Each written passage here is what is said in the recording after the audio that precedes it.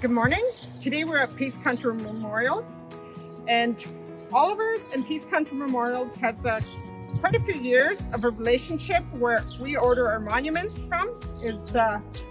They do all the monuments if you come in and order them at Oliver's. So today we want to give you a tour of the options and how they are made, how the engraving and sandblasting is done. Hi Dane, how are you this morning? I'm good, Tina, how are you? I am good. Thank you for taking us on a tour of Peace Country Memorial. Could you tell us a bit how this company started and where our relationship with you began? Yeah, so my grandpa started Peace Country Memorials in 1972. We're located in Rycroft, Alberta, which is just 45 minutes north of Grand Prairie. My grandpa, he did start Peace Country Memorials in 1972. However, he was building concrete grave covers down in the Lethbridge area. In the 50s, 1957, he was a co-founder of Town and Country Memorials, and then they were traveling up to the Peace Country area during the summer months, pouring concrete grave covers right on site in the cemeteries. Eventually, he did start Peace Country Memorials in 1972, this building that we're still operating with today. After his passing, my dad, Hal, continued with the business. Here in Rycroft, he built the business up a bit, and now we are still operating as a family here today. We've had a long relationship with Oliver's, providing monuments for families in the Peace Country. Yes, and we really appreciate working with you. So if you could take us a bit on a tour of your facilities and how the monuments are actually engraved. Yes. Laser. Yeah, so we're standing in our showroom here. We have a large selection. We have over 50 monuments on display. So there's a variety of different shapes, colors, so a lot of different options here for families to have a look through. We're in the middle of our shop. In this area we do our design work, where we have two designers, one doing laser design work and the other doing sandblast designing. We bring the monuments into this area to prep them for stencil. So everything gets handled by the overhead crane, and then we have a machine that cuts the rubber stencil. We apply the stencil to the monument, and then we weed out the area where we want to sandblast. So we're in the very back of our shop now. The back end of our shop is where we do the Sandbox Production. Behind me, we are looking at our Sandblast unit. It's a fairly new machine, so it's an automatic sandblast unit. It's really clean and it's quiet. It's been a really nice addition to our shop. So once the monuments are stenciled with the rubber matting, the monuments get put into the sandblast unit and are blasted with high pressure abrasive. So that'll carve into the granite.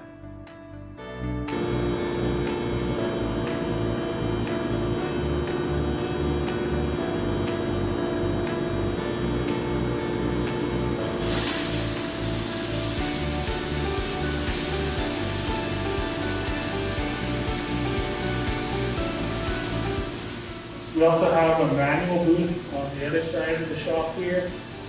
In the manual booth, we do any monuments with a curved surface, boulders, or granite with a curved base.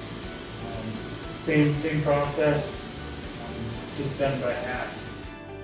So we're looking at our laser machine here. The laser etching since approximately 2004.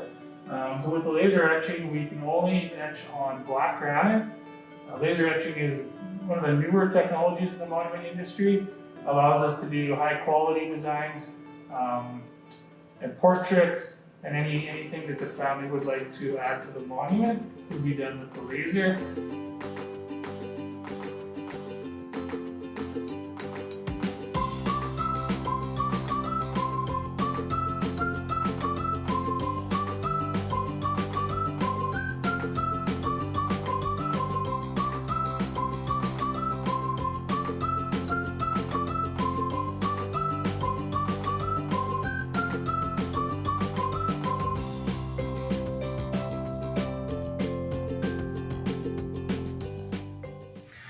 Dane, now that you've taken us on the tour of all your machines and what different things that they do, I would like you to explain to us what's the difference between some of these are sandblasted and some are laser. So why would a family choose laser over sandblasting?